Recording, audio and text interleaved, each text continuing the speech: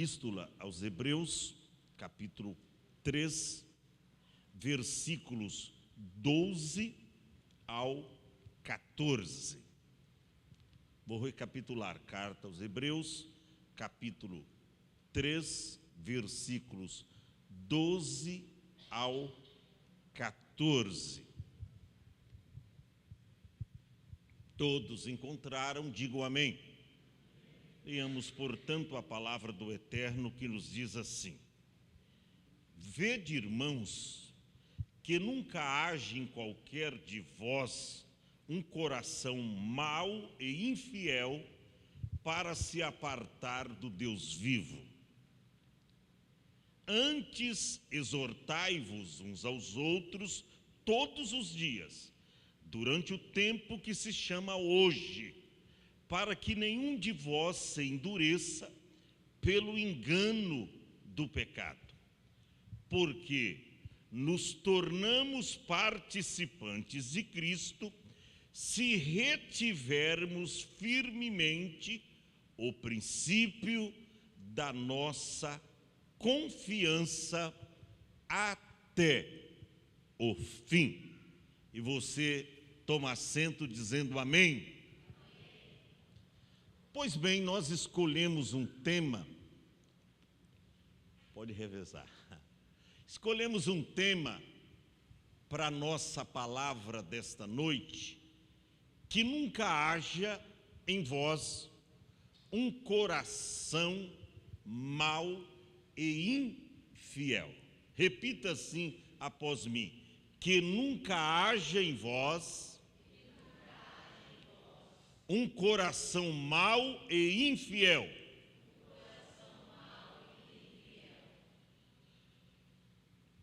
Já há vários dias eu tenho estudado esta palavra e atentado para a aplicação dela, quando o escritor aos Hebreus, que a Bíblia oculta o seu nome, ele traz para a igreja hebreia.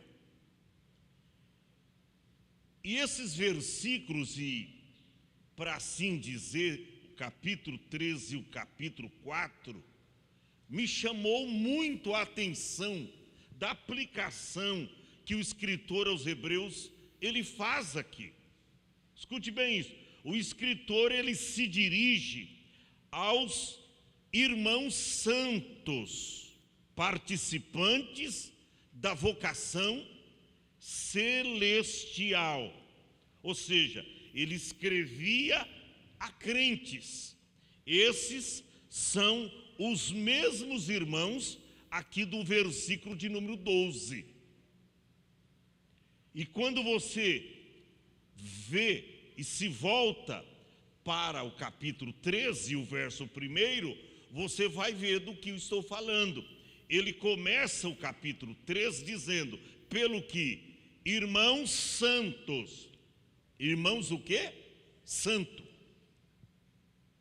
Ele estava falando não com os lá de fora, ele estava falando com os da igreja, os de dentro. E ele começa: pelo que, irmãos santos, participantes da vocação celestial. Gente, isso aqui é tremendo. Eu até grifei aqui na minha Bíblia: participantes da vocação celestial.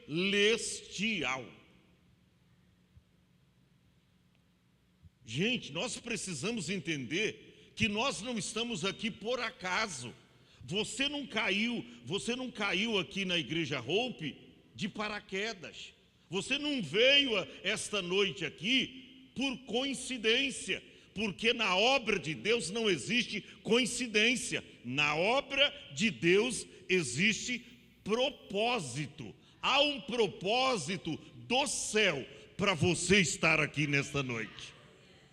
Você não veio por acaso, como mero espectador, como assistente de culto. Há um propósito. Mas por quê? Porque atrás desse propósito, ou dentro dele, como queira interpretar, há uma vocação celestial para a sua vida. Foi Deus que vocacionou você. Foi Deus que te chamou. E é interessante que nesse mesmo capítulo, ele traz aqui uma palavra exortativa. Ele fala da vocação celestial, mas olha para cá, ele nos alerta do perigo, do afastamento e de endurecer os nossos corações até o momento da gente tomar uma decisão de abrir mão do Deus vivo. É o que o escritor aqui traz na sua aplicação. E aí ele começa a exortar. Você vê que no versículo 7 ele diz: portanto, como diz o Espírito Santo, se ouvirdes hoje a sua voz, não endureçais os vossos corações. Ele falava para a igreja hebreia, falando da vocação celestial, mas ele traz a aplicação de uma palavra admoestativa, corretiva, para despertar o ânimo daqueles irmãos, que nunca haja em vós um coração mau e infiel. Pastor, mas o que é um coração mau e infiel? Irmão, o coração mau e infiel é um coração maligno e incrédulo. Você sabia que às vezes o crente ele pode se tornar incrédulo, e quando o cristão se torna incrédulo, ele é pior do que os infiéis? Tem muita gente lá fora que acreditou mais do que eu e você, serviam a Cristo piamente, faziam a vontade do Pai, mas hoje está numa incredulidade como nunca vista antes. Sabe por quê? Porque não tomou cuidado, e aqui é uma exortação para isso, para você tomar cuidado, até porque nós temos várias referências da Bíblia. Olha o que Paulo diz, ó: aquele pois que cuida estar em pé, olhe que não caia. O que cuida estar em pé, aquele que acha que está em pé, cuidado para não cair. Jesus já exortava o povo no seu ministério. Ele diz, ó: orai e vigiai, porque o espírito está pronto, mas a carne é fraca. O espírito está pronto, mas a carne é fraca.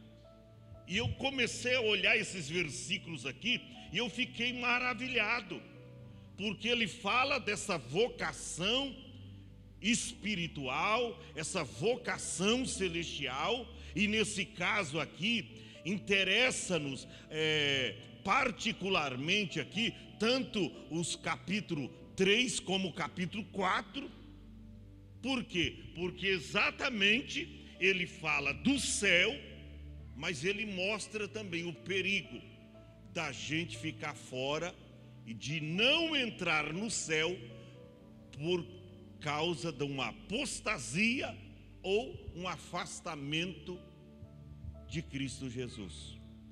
E aí vem para o versículo de número 12, olha o que ele diz: vede, irmãos, que nunca haja em qualquer de vós.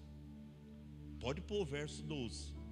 Que nunca haja em qualquer de vós um coração mau e infiel, para se apartar do Deus vivo. Pastor, mas jamais isso subiu no meu coração. Olha para cá. Estas coisas são paulatinas. Hoje você não vem num culto, parece que tudo normal. No próximo culto, o diabo te atrapalha de novo, você não vem. Cai mais um nível na sua espiritualidade. No outro dia tem culto, mas naquele culto você ficou doente durante o dia. Hoje eu estou doente, Deus sabe, eu não vou para o culto. E vai caindo o nível de espiritualidade. Quando você, sem perceber o que está acontecendo, o dia que está tudo bem, está de saúde, você, hoje eu estou indisposta, hoje eu vou ficar em casa, hoje eu não vou para o culto. E gradativamente o diabo, ou esse mundo, ou as coisas vão sufocando a sua fé, vão suprimindo a sua chamada, e quando você pensar que é o bam, você não tem força nem para congregar na igreja. Olha para cá, isso tem acontecido com milhares de pessoas. Se você olhar para o mundo hoje, tem uma igreja aí fora, uma igreja de desigrejados. Que isso, pastor? É verdade, uma igreja de desigrejados. Mas como pode entender uma igreja? É gente que não congrega mais, e que antes eram assíduos, antes eram igrejeiros. Pastor, o que é igrejeiro? É o crente que não perde culto, não sai da igreja. Lembra de Ana do Novo Testamento? A Bíblia diz que ela era avançada, era viúva e era avançada de mais de 84 anos, e não se afastava do templo, servindo a Deus em jejuns e oração. 84 anos. Quantos anos você tem? Olha a exortação: vede, irmãos. Isso aqui é uma exortação: vede, irmãos, que nunca haja em qualquer um de vós um coração mau e infiel, para se apartar do Deus vivo. Isso não acontece da noite para o dia, isso é paulatino, isso é lento. O diabo vai minando as suas forças gradativamente no seu dia a dia. Você vai relaxando com a oração, você vai deixando de estudar, de ler a palavra, você vai deixando de consagrar, de jejuar, de fazer a obra de Deus. Não, cantar eu não preciso nem de ensaiar, eu conheço os hinos de cor e salteado. Aí você vai relaxando. Não, estudar para pregar a palavra eu não preciso, conheço a Bíblia do Gênesis até o Apocalipse, capa a capa, eu conheço a Bíblia, eu não preciso estudá-la, está tudo aqui na minha cachola, está tudo aqui, está tudo aqui.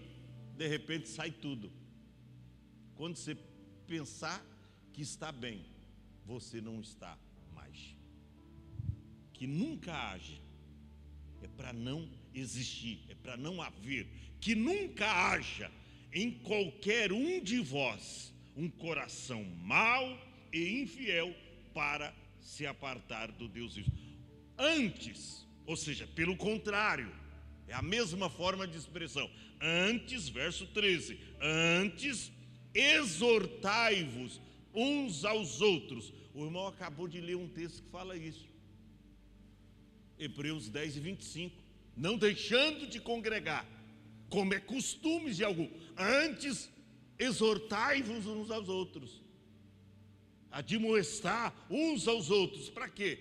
Irmão, não deixa de congregar. Você pode esfriar na fé, você pode, quando vir a luta, você procurar forças e você não encontrar, não deixa de congregar. Foi o que o irmão leu, é uma exortação, não deixando de congregar. Tem uma outra tradução que diz, não deixando a nossa congregação, como é costume de alguns, antes admoestando uns aos outros. Vai admoestando, irmão, vamos congregar, vamos buscar a Deus. Aqui é da mesma forma. Antes, verso 13, exortai-vos uns aos outros. Mas como exortar? Se as pessoas hoje não querem ser exortadas, não querem ser chamada a atenção, não quer ser repreendida. E discipulado é repreensão. Por que Pedro cresceu? porque foi discipulado. Jesus repreendia Pedro, repreendia os discípulos. Tinha uns que, eu vou te seguir, Senhor, eu vou te seguir. Você não vai nada, rapaz. Falavam as verdades para ele, eles saíam com a cara murcha, cabisbaixo. Sabe por quê? Discipulado é repreensão, exortação, é admoestação. Então está dizendo aqui: exortai-vos uns aos outros durante o tempo que se chama hoje, irmão. Porque amanhã pode ser tarde demais. Amanhã não pode dar, não pertence a nós, pode não dar tempo. É para exortar hoje. E se você diz que é um bom cristão e você vê o seu irmão no fraquejo, fracassado, desanimado, e você se omite e não fala uma palavra de Deus para ele, você está cometendo pecado. Porque a Bíblia diz que aquele que sabe fazer o bem e não faz, comete o quê? Pecado. É para fazer essa exortação durante o tempo que se chama hoje. Não é amanhã, não é semana que vem. Porque se amanhã ou a semana que vem o irmão morrer, você terá culpabilidade na sua morte. Não foi a mensagem que Deus deu para o profeta? Se eu te mandar avisar o ímpio acerca da sua impiedade, do seu pecado, e você não avisar, e o ímpio morrer na sua iniquidade, ele vai morrer, mas das suas mãos eu vou requerer o sangue dele.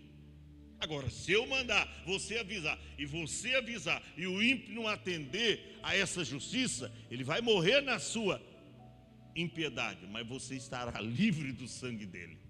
É Bíblia, gente.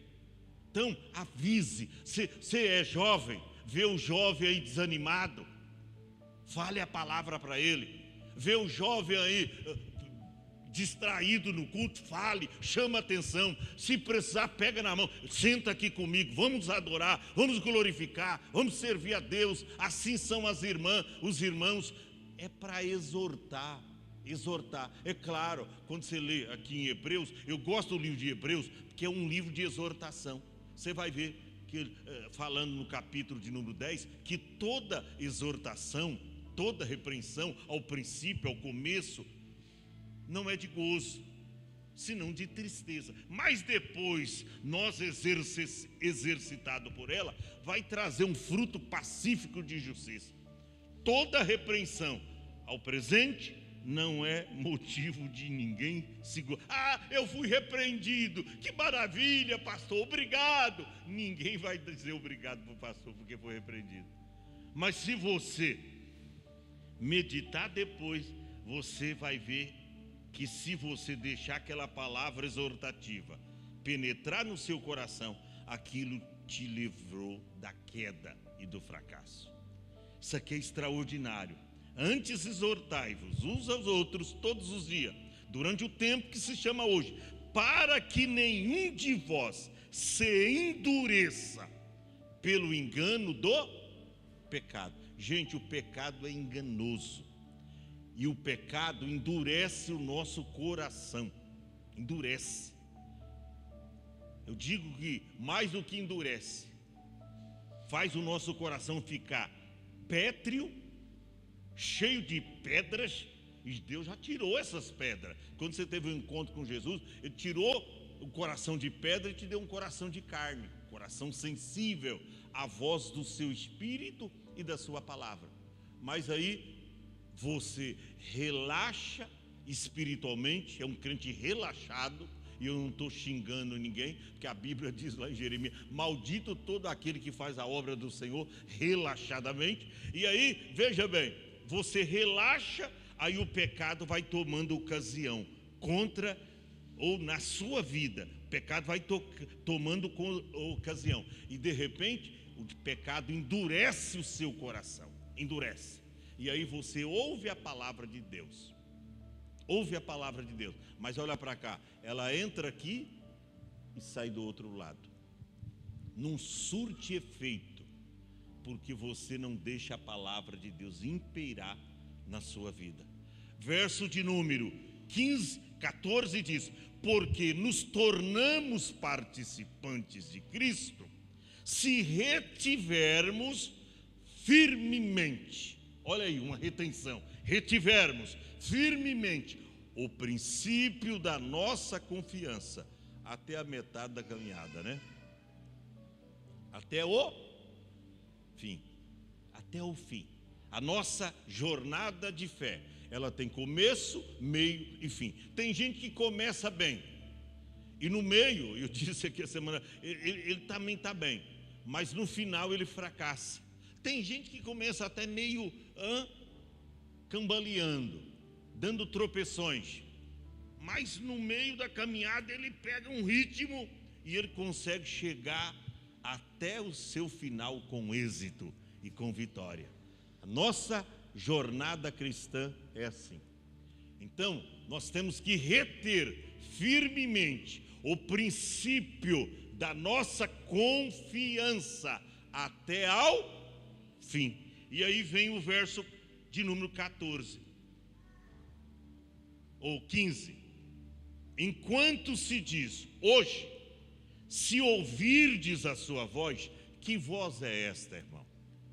É a voz da palavra, é a voz do Espírito Santo. Você ainda ouve vozes, irmão? Estou falando pesadelo à noite, não. Eu estou falando a voz de Cristo falando ao teu coração, dizendo: olha, ore mais, busque mais a minha presença. Aquela voz que te chama às 3 horas da manhã. Olha, eu ouvi alguém chamando o meu nome, e você abre a porta ou abre a janela, não tem ninguém lá. É Deus te chamando para oração. É que você não entendeu a mensagem, mas é Deus te chamando para orar. É a voz, irmão. Se hoje ouvirdes a sua voz, não endureçais o vosso coração, como no dia da provação. Aí já se referindo os israelitas, que endureceram o coração contra Deus lá no deserto e pereceram, segundo Paulo, na segunda epístola aos Coríntios, capítulo 10, e primeira epístola também. O que é isso? Dureza de coração. Então a gente precisa tomar cuidado. Por quê? Porque o pecado, irmãos, jaz à nossa porta. Então, coração mau e infiel é um coração maligno e incrédulo. Coração mau que produz descrença e afastamento de Deus. Afastamento de Deus. Você se afasta das coisas espirituais, você se afasta da oração, você se afasta das coisas de Deus. E aí vai vivendo de qualquer maneira.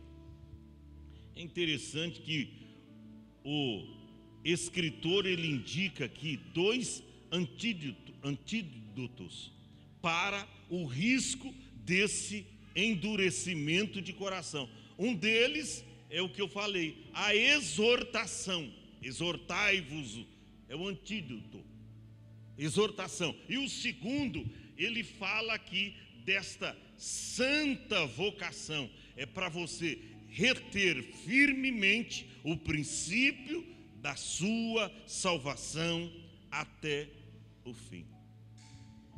E aí ele vem no capítulo 4 e o verso 2. Olha o que diz, capítulo 4, verso 2.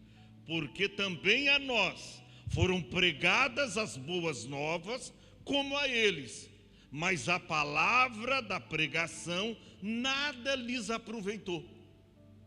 Olha aí, quando endurece o coração, a palavra, guerreiro Fábio, já não surte mais efeito. Nada lhes aproveitou. Você prega, não tem. Olha, assim, o que a gente prega a palavra aqui, e não só eu, vem as missionárias, vem os irmãos prega, ontem que pregação, as pessoas ouvem. E por que as pessoas não mudam? Coração endurecido, pétreo, cheio de pedras. Mas a Bíblia diz lá em Jeremias 29, que a palavra de Deus é martelo que esmiuça a penha dos nossos corações. Mas, a palavra da pregação, está escrito no verso 2 do capítulo 4, nada lhes aproveitou, porque não estava misturada com a fé naqueles que a ouviram. Se a palavra não estiver misturada com a fé, você não terá resiliência na hora da dificuldade. Porque tem muitos cristãos que vem a luta, vem a prova e o derruba facilmente. Tem crente assim, que qualquer lutinha, não precisa ser uma luta grande, imperiosa, um vendaval, é um ventinho, irmão. Eu digo ventinho, que eu já passei por cada tempestade nesta vida, meu Deus do céu, e não me derrubou. Sabe por quê? Porque eu estava atento à oração, à leitura diária da palavra, à preparação espiritual que te capacita, que te reveste contra os reveses desta vida. Eu estava preparado, por isso eu passei por cima como um trator. Mas se você não tiver em oração, você não terá resiliência. Vem a luta, vem a prova, vem os vendavais desta vida e te derruba no chão. A tempestade da vida vem para todos, mas você precisa estar preparado. Eu vou terminar. Um menino estava passando férias na casa do seu avô. Durante os dias que ele estava no sítio do seu avô, passando essas férias, veio uma tempestade de ventos e chuvas fortes, muito grande, e fez um estrago muito grande ali, não só nas plantações, mas nos alvoredos ali. E depois daquela tempestade, aquele garoto, aquele menino chama o seu avô até a janela e disse: olha, avô, olha o que aconteceu. Estou observando, a tempestade conseguiu derrubar aquela grande árvore que o senhor sempre estava lá com a cadeirinha debaixo dela, abrigando em suas sombras. Olha, o vendaval, o vento conseguiu quase arrancar, jogou ela no chão. Mas eu estou vendo, avô, que aqueles bambus lá, aquele bambu lá, olha, ficou em pé e não caiu. Por que isso? Que o vento, a tempestade conseguiu derrubar uma árvore tão grande como esta, mas o bambu ficou ereto lá e não caiu. Aí o avô dele, experiente, vivido, diz assim: sabe por quê? É porque o bambu, ele soube se dobrar diante do vento. Ele teve a humildade suficiente para, quando o vento veio com ímpeto contra ele, ele se dobrou. Agora a árvore, ela quis enfrentar o poder da tempestade e do vento. E aí o vento veio e ela não se dobrou. E ela caiu e quase foi arrancada até as raízes. Mas o bambu não. Ele teve a humildade suficiente para se dobrar diante da tempestade. O que eu quero dizer? Moral da história, irmão. Você vê que há 7 lições do bambu. Quer aprender isso? Há 7 lições do bambu. Primeira lição do bambu é humildade.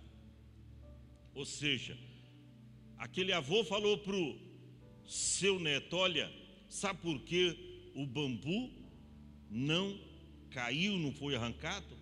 Porque ele teve a humildade suficiente de se dobrar diante do vento. Olha para cá. Tem tempestades que vêm contra a sua vida que você só a vencerá se você se dobrar diante de Deus pedindo ajuda. pedindo graça.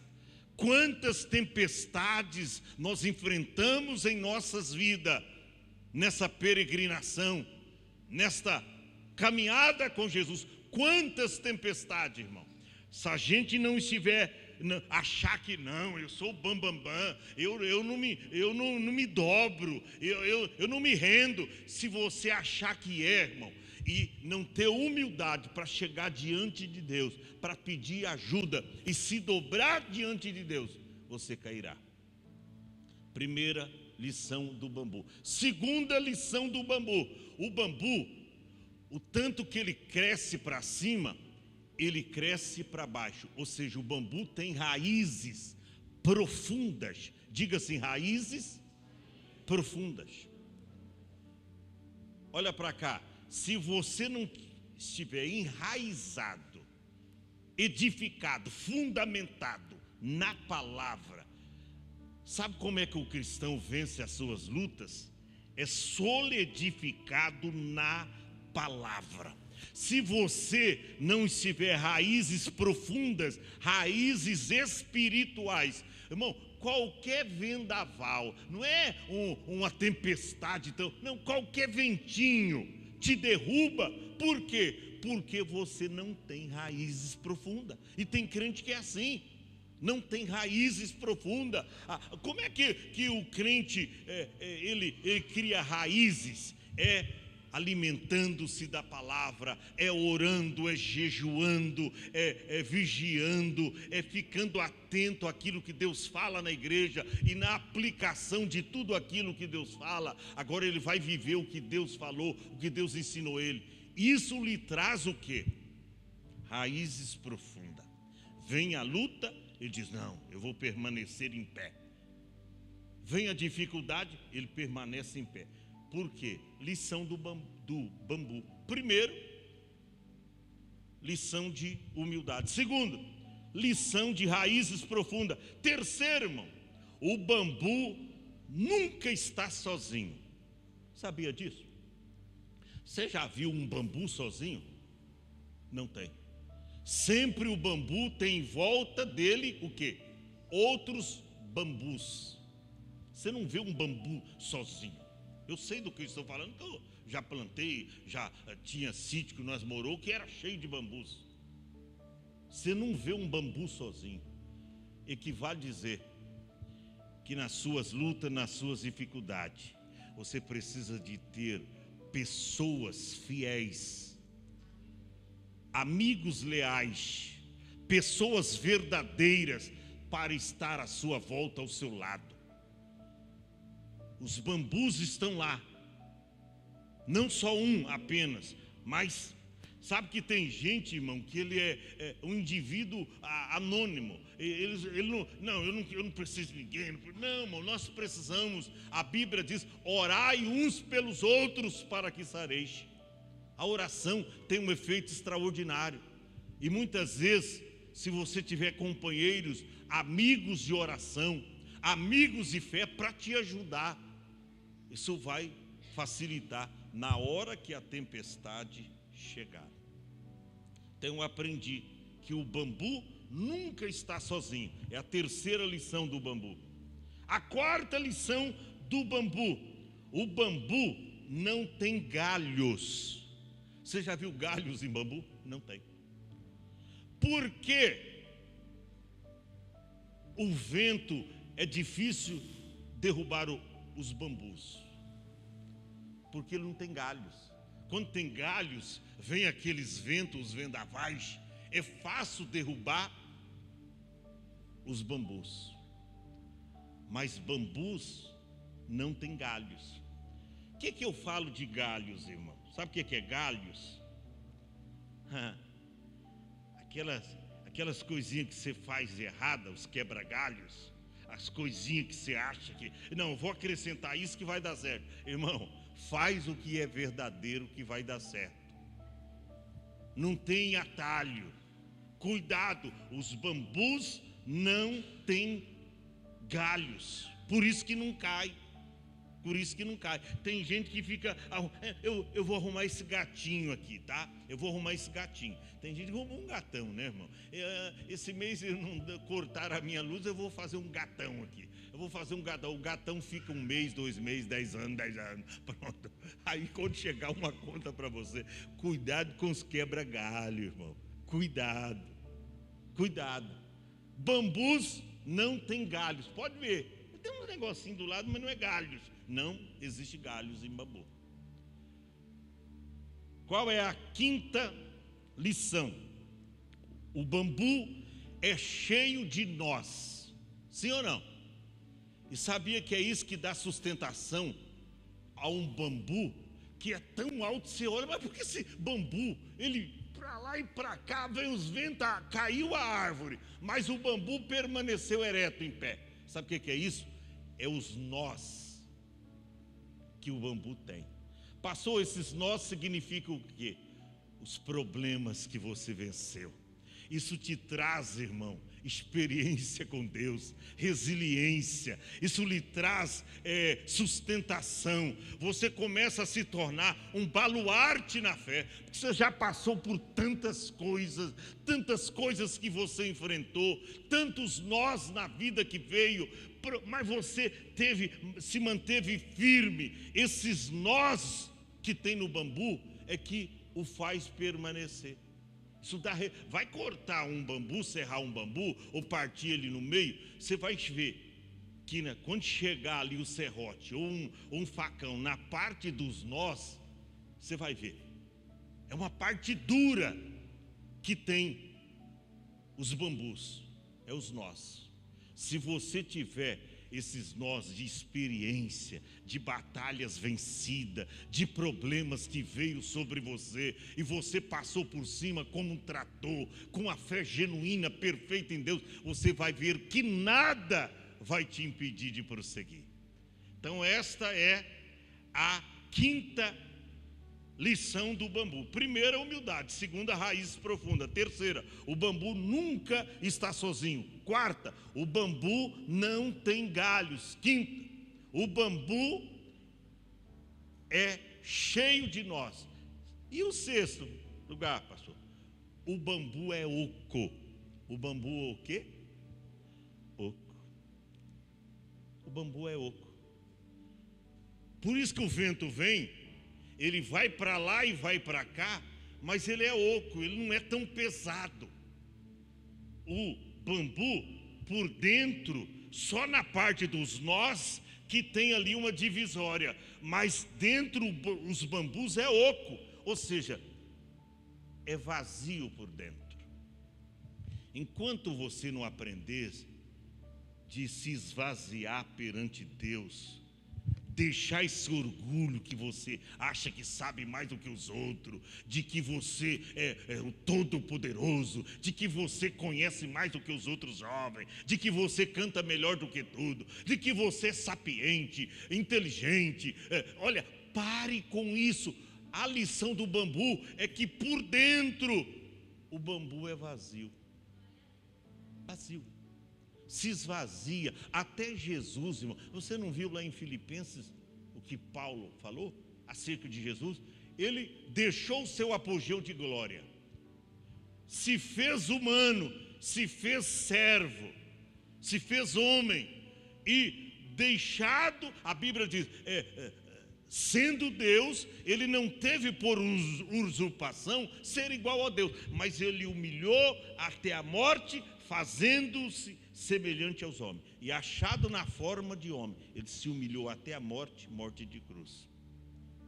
O que é isso? Esvaziamento. Ele se esvaziou de si mesmo. Tem gente, irmão, que acha que sabe, tem gente que chegou na igreja hoje, converteu hoje, acha que já sabe mais do que todo mundo, acha que, sabe, e aí não se prepara espiritualmente. Primeiro vendaval que ele enfrentar, pum, vai derrubar, porque ele acha que é árvore, mas não é árvore. Tem que ser o bambu vazio por dentro. Aí você se esvazia e se enche do quê? De Deus. Vamos para a 7ª lição do bambu. Eu vou até recapitular. Primeira, o que é? Humildade. Segunda, o bambu tem raízes profundas. Terceiro, o bambu nunca está sozinho. Quarto, o bambu não tem galhos. Quinto, o bambu é cheio de nós. Sexto, o bambu é oco. Pastor, e a sétima? O bambu, ele cresce sempre para cima. Você não vê bambu crescendo para baixo. O bambu, ele cresce sempre para cima. Sempre para cima. E olha, um pau de bambu tem uma utilidade tremenda. Esses dias um vizinho lá em casa passou, rapaz, estou precisando de um bambu grande, comprido, porque eu preciso fazer aqui uns apoios nos varais aqui da esposa, rapaz. É bambu, eu quero bambu. Tem uma utilidade tremenda o bambu. E ele diz, mas tem que ser comprido. Aí depois de uns dias eu vi o vizinho lá, um cara trazendo um bambu. Mas onde ele arrumou? Sabe por que o bambu é comprido? Porque ele sempre cresce para cima. Irmão, a tua vida espiritual, esta é a lição, tem que crescer para cima. Sabe por quê? Porque é lá de cima que nós vamos encontrar com o nosso Salvador Jesus Cristo. É lá em cima que o cristão vai morar no céu com Jesus. Então aprenda as 7 lições do bambu. Primeiro, humildade. Segundo, raiz profunda. Terceiro, o bambu nunca está sozinho. Quarto, o bambu não tem galhos. Quinto, o bambu está cheio de nós. Sexto, o bambu é oco. Mas em sétimo lugar, o bambu cresce para cima. Fica em pé. Você está crescendo para cima, irmão? Está crescendo para cima. Eu gosto muito de Provérbios 15, 24, que diz que para o entendido, o caminho da vida é para cima. Para que se desvie do inferno. Tem gente procurando aonde está o inferno.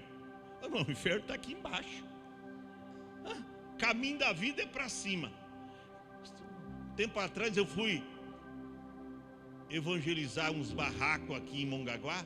Aí eu cheguei lá onde era o lixão. O Lamartine lembra desse lugar lá, quando era criança. Fui lá, e aí um barraco, mulher, não tinha cama, uma mesinha toda velha, não tinha fogão e tal. Eu olhei e falei, meu Deus, isso aqui é um inferno. Irmão, o inferno está aqui embaixo. É um inferno, você morar num lugar desse, sem provisão alguma, sem alimento, sem comida, e ali uma telha furada, tudo. Aquilo é um inferno. Mas olha a posição que Deus te deu. Deu uma casa para você morar, deu uma família linda, maravilhosa. Do que reclamar, irmão, a não ser só agradecer a Ele. Nós vamos louvar a Deus. Vamos finalizar o nosso culto. Pastor, eu quero receber a oração. Quero receber uma bênção do Senhor. Eu quero receber essas 7 lições do bambu. Eu quero receber. Eu quero me precaver contra o afastamento espiritual de Deus. Eu quero estar preparado para quando a tempestade chegar. Quer receber a oração? Sai do teu lugar e vem à frente então. Eu quero orar por você, depressa. Tem muita gente aqui. Venha até a frente. Nós vamos adorar ao Senhor. Venha.